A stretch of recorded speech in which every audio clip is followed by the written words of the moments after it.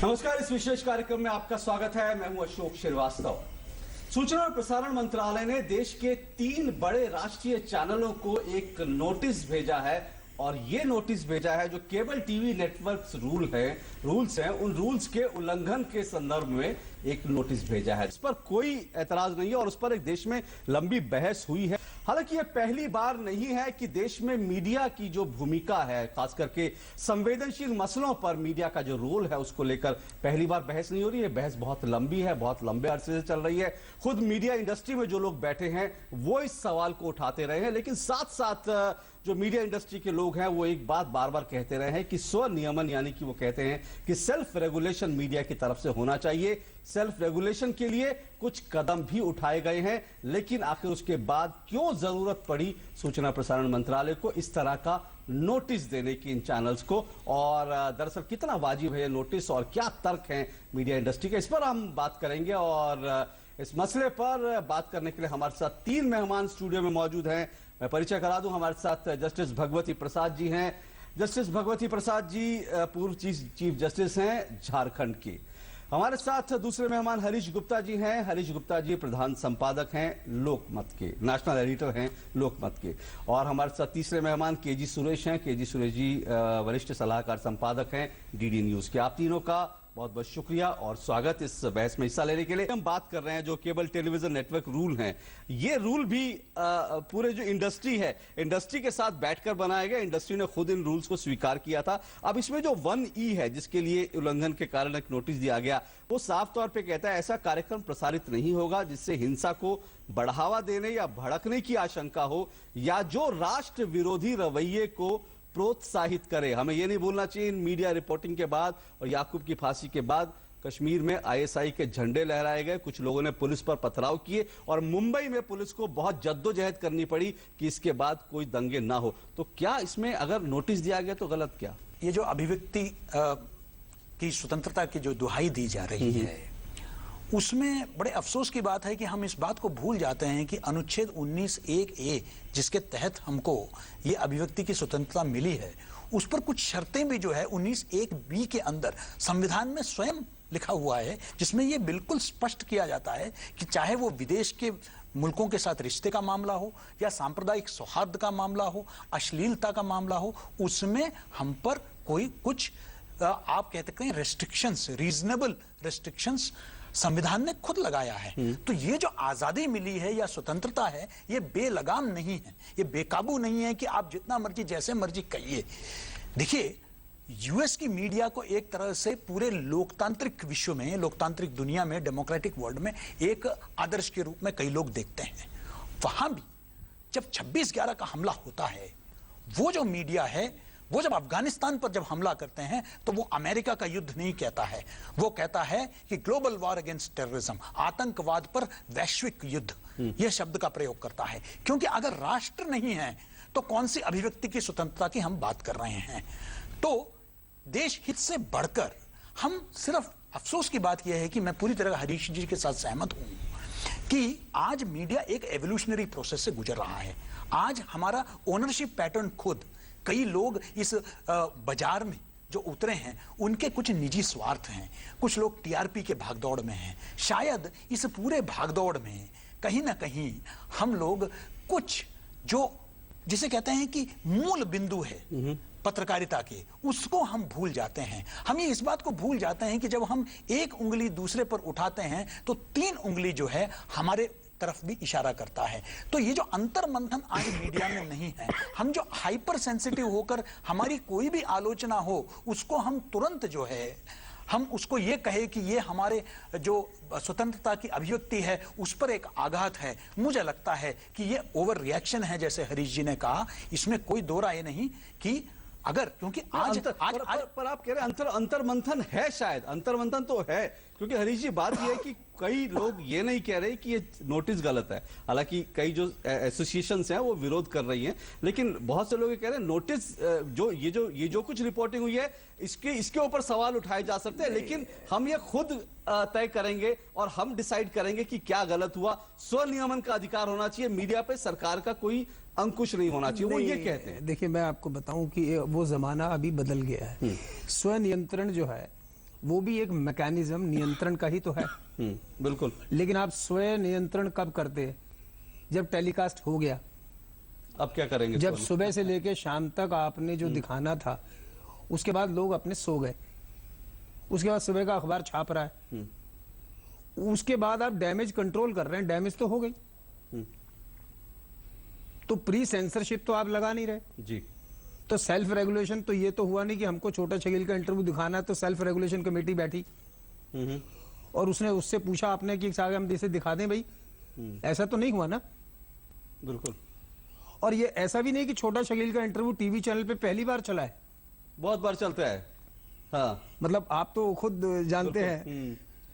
तो और छोटे छोटे, मैं यहाँ पे एक बात और टिप्पणी करूं, बहुत से लोगों का, और ये बहुत से लोगों का ऑब्जर्वेशन है कि अक्सर दाऊद इब्राहिम को लेकर जो प्रोग्राम बनाए जाते हैं और डॉन करके उसको जो जो ग्लोरीफाई किया जाता है, वो शायद एक छोटे से बच्चे के मन में भी ये ख्याल है, लेकिन उसकी जो टीआरपी है तो उतना बड़ा आदमी बन जाएगा। लेकिन उसकी जो टीआरपी है, ये जो रेटिंग, ये जो सुरेश जी ने जो बात कही है, देखिए आप फिर एक बड़े मुद्दे पर चले जाएंगे कि हम सब लोग एक टीआरपी के चक्कर में फंसे हुए हैं, जितने टीवी चैनल है, और एक दूसरे से कंपटीशन में कह रहे हैं अच्छा तुमने छोटा शकील का लाया तो मैं क्या दाऊद का लेके आऊं। ये होड़ है। बिल्कुल, ये जो एक होड़ है, और उसमें जो स्वस्थ चैनल है जो सिर्फ न्यूज दिखाना चाहते हैं, उनके लिए बड़ी समस्या है। तो वो जो समस्या है उसमें ये फंस गए हैं। अब स्वयं नियंत्रण हो नहीं सकता जी, क्योंकि वहां भी तो कंपटीशन है, क्योंकि स्वयं नियंत्रण वाले तो वही एडिटर बैठे हैं जो राइवल चैनल्स में काम कर रहे हैं। अशोक जी, मैं सिर्फ इतना जोड़ना चाहता हूं यहाँ, देखिए लगभग 3 दशक से मैं भी पत्रकार रहा हूं, कश्मीर में भी मैंने कवर किया है, मैंने भी आतंकवादियों का इंटरव्यू लिया है, लेकिन किस समय क्या दिखाना है उसका औचित्य, वो भी हमें सोचने की जरूरत है। एक संवेदनशील माहौल है जिसमें कुछ राजनीतिक दल उसको भुनाने का प्रयास कर रहे हैं, कई किस्म के वक्तव्य आ रहे हैं। ऐसे में मीडिया का एक सामाजिक और राष्ट्रीय जिम्मेदारी भी बनता है कि हम उस भड़काऊ माहौल में, हम उसमें और तेल या घी का काम ना करें जी। वहां रखकर अगर हम इस तरीके का जो इंटरव्यू है रूबरू होकर उनको दिखाएं, जो लोग भड़काऊ बातें करते हैं, जो आग में जो है घी डालने का काम करते हैं, तो उससे जो है मुझे नहीं लगता कि वो किसी तरीके का पत्रकारिता है। पत्रकारिता हमको बिल्कुल ये सिखाती है कि किसी भी, पहले तो हम लोगों ने जब पत्रकारिता शुरू की तो उस वक्त तो आप कोई सांप्रदायिक दंगे में आप संप्रदाय विशेष का नाम नहीं ले सकते थे। और आज जो हम खुलेआम नाम लेते हैं, हम खुलेआम इशारों में हम सब कुछ बोल देते हैं। इवन जो अब एक कोई बलात्कार की कोई विक्टिम है, उनका भी हम नाम दे देते हैं। इस तरीके का आज एक माहौल आया है। तो मेरे ख्याल से ये जो रेगुलेशन है, इसके लिए मैं ये मानता हूं कि एक लगातार एक मांग, ये नहीं कि ये बाहर से आई है, मीडिया के अंदर से भी आई है कि ये जो प्रेस काउंसिल है इसको ज्यादा ताकत दिया जाए, ये एक बड़ा व्यापक मीडिया काउंसिल का रूप लें।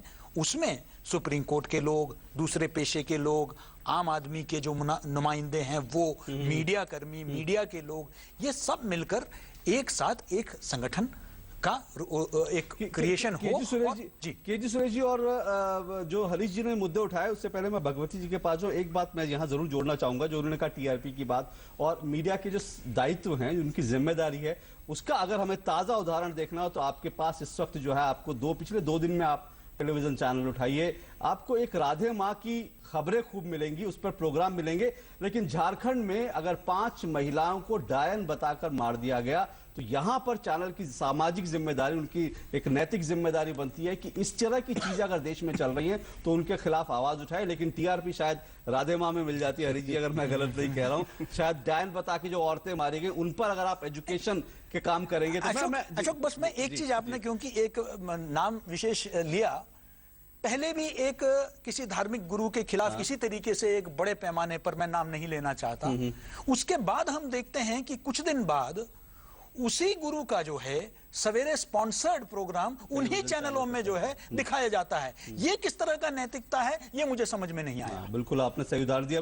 पर भगवती, जस्टिस भगवती प्रसाद जी, हिंदुस्तान में कहते हैं कि भाई जुडिशरी जो है वो पूरी तरह से स्वतंत्र है, मीडिया भी स्वतंत्रता, उसी तरह की स्वतंत्रता की दरकार रखता है। और जब इस तरह के नोटिस दिए जाते हैं सरकार की तरफ से, मंत्रालय की तरफ से, तो कुछ आवाजें उठती है कि भाई ये कहीं ना कहीं मीडिया की जो आजादी है उसके ऊपर कुठाराघात है। आपको लगता है कि इस तरह की चीज ये सवाल उठा रहे हैं? देखिए, मीडिया के अधिकार पर कुठाराघात नहीं होना चाहिए, इस पे कोई दो राय नहीं हो सकती। लेकिन मीडिया अगर सनसनी फैलाए, मीडिया ऐसे समाचार दिखाए जिनका कोई अर्थ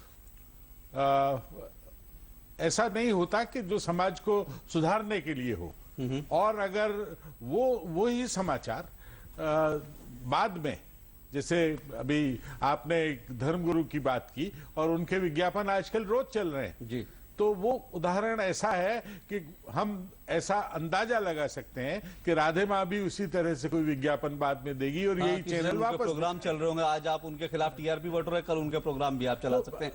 पर कुल मिलाकर मैं आपसे एक छोटा सा निजी सवाल पूछता हूं। आप इतने समय तक न्यायपालिका से जुड़े रहे, जब इस तरह की, जब याकूब मेमन के उसको लेकर न्यायपालिका पर जब उंगलियां उठी और जिस तरह से रिपोर्टिंग हुई, आपने पर्सनली उसको कैसे लिया? क्या आपको लगा? देखिए, जहां तक मृत्युदंड का सवाल है, जो उस वक्त बहस ऐसा लगा कि ये बहस चालू कर रहे हैं, वो सारे चैनल, वो सारे बुद्धिजीवी पत्रकार ये भूल गए कि अब से करीब कुछ साल पहले, कुछ क्या दिसंबर 2012 या 13, ये जो निर्भया का केस हुआ था, बिल्कुल उस वक्त वो लोग मृत्युदंड की मांग कर रहे थे। वो भूल गए थे कि मृत्युदंड कोई आज इवॉल्व हुई चीज नहीं है। मृत्युदंड या कोई भी दंड या कोई भी विधान इस देश में तुरंत नहीं बनता है, वो होता है एक प्रोसेस से निकला हुआ। जी जी जी। देखिए, मृत्युदंड कृष्ण ने महाभारत की कथा से ये आप जानते हैं कि 100 गुनाह माफ किए थे, पर 101वां माफ नहीं। और वो ये भी हमारे यहाँ भी सुप्रीम कोर्ट ने खुद कहा है कि रेयरेस्ट ऑफ रेयर केसेस में मृत्युदंड हो। और आप देखिए, सुप्रीम कोर्ट ने कितने मृत्युदंड दिए हैं। बिल्कुल, पर मैं जब कभी राष्ट्र की अस्मिता पर प्रश्न उठता है, जहां देश के दुश्मन दुबई में बैठकर, पाकिस्तान में बैठकर रोज ललकार रहे हैं, उस वक्त अगर किसी को फांसी दी जाती है। जी जी, तो मेरे पास समय नहीं, पर हरीश जी बहुत संक्षेप में, मैं एक आपकी बात पूरी लूंगा, लेकिन हरीश जी बहुत संक्षेप में, कुल मिलाकर मीडिया की आजादी जो है बहुत जरूरी है, इसमें कोई दो राय नहीं। मीडिया स्वतंत्र हो, सशक्त हो, खुद से वो नियंत्रण करे या कैसे हो, इस पर लेकर आपको लगता है कि डिबेट शुरू हुई है तो आगे बढ़े और इस पर कोई कारगर रास्ता हमें निकालना पड़ेगा, जरूरी है? नहीं, मेरा ख्याल है, देखिए, हर ऑफिस के अंदर, हर मीडिया हाउस के अंदर एक सेल्फ रेगुलेशन मैकेनिज्म होना चाहिए। इफेक्टिवली कई बार क्या होता है कि हीट के अंदर नहीं होता, जब जैसे वो नहीं होता है। मतलब वर्किंग में बता रहा हूं मैं, उस समय ये एप्लीकेशन ऑफ माइंड के लिए एक कूल ऑफिस जो है ना, वो एक होना जरूरी है। बिल्कुल बिल्कुल। अगर किसी भी टीवी चैनल को लाइसेंस दिया जा रहा है तो उसकी कंडीशंस में जी ये चीजें अब लाइसेंस कंडीशन में आ जानी चाहिए। हाँ हाँ हाँ, सो दैट कि कम से कम ये कॉन्शियस डिसीजन लिया गया है, हाँ, एक अच्छे लेवल पर लिया गया है, ना कि बाद में जब डैमेज हो जाए तब आप बात करें। जी, तो आपका नोटिस भी जो है वो भी डैमेज होने के बाद का ही है। जी हाँ, उसके बाद का ये बिल्कुल बहुत संक्षेप में। और ये जो अर्ध सत्य जो है, ये दिखाने की टेंडेंसी खत्म होनी चाहिए। पूर्ण सत्य की तरफ एक ही पिक्चर के कई पहलू होते हैं। अगर ये सच है, एक इशारा करने का प्रयास किया गया कि एक समुदाय विशेष के ही लोगों को जो है फांसी दिया जा रहा है। अगर आप नेशनल लॉ यूनिवर्सिटी का आप फिगर देखेंगे, आंकड़े देखेंगे, तो 1400 से ऊपर लोगों को जो फांसी दिए गए हैं, उसमें से 5 से 8% उसमें 5%, सिर्फ 5.15% को ही जो है वही जो है अकलियतों से है। क्या ये मीडिया को नहीं दिखाना चाहिए? मुझे लगता है सामाजिक समरसता बनाना भी मीडिया का एक दायित्व है। खैर, मीडिया की जिम्मेदारी है और स्वतंत्रता मीडिया की बहुत जरूरी है, लेकिन साथ साथ ये भी जब हम बात करते हैं कि अपने अपने कर्तव्य बोधों का भी मीडिया को एहसास होना चाहिए। लेकिन ये जो नोटिस गए हैं, फिलहाल इस पर डिबेट शुरू हुई है देश में और जाहिर तौर पर इन चैनल्स को मौका दिया गया है, 15 दिन का समय दिया गया है, अपना जवाब देंगे और जब जवाब देंगे तो ये बहस आगे बढ़ेगी और कहीं ना कहीं इस बहस को आगे बढ़ाना सबके लिए, जो तमाम स्टेक होल्डर्स हैं उनके लिए जरूरी है कि इस बहस को हम सही दिशा में आगे बढ़ाएं। बहुत बहुत शुक्रिया आप तीनों का इस कार्यक्रम में शिरकत करने के लिए। शुक्रिया आपका। फिलहाल इस कार्यक्रम में इतना ही, इजाजत दीजिए, नमस्कार।